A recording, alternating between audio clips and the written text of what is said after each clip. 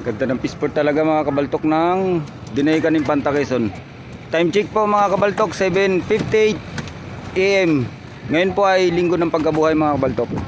Ang dami pong nangangarga ngayon ng mga yelo at sila'y palaot. Mga baka po karamihan nangangarga po ngayon. Yan mga kabaltok. Ayun o.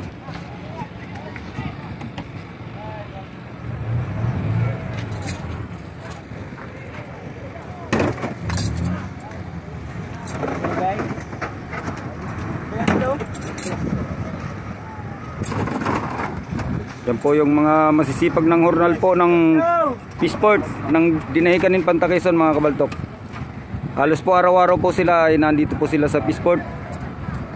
Yan po ay mga hornal or estibidoring mga kabaltok. Yan sila. Yan. Mga bata pa lang po yan sila, kumakayod na po. Bata pa lang, malakas ng pangke. Araw-araw po yan sila mga kabaltok nandito sa Peaceport. Napakaganda po talaga ng Peaceport, ng playa po ng Dinahican Infanta Quezon mga kabaltok. Ayan o. May bagong gawa pa tayo mga kabaltok na pier. Ayan. Mga Chinese po may gawa niyan mga kabaltok.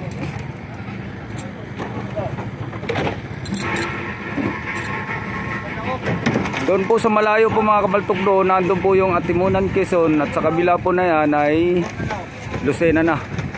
Papalaot. Sige po mga kabaltok, salamat, magandang umaga. Abangan po ninyo ang susunod nating mga video at huwag pong kalimutang mag-like, share and follow. Salamat.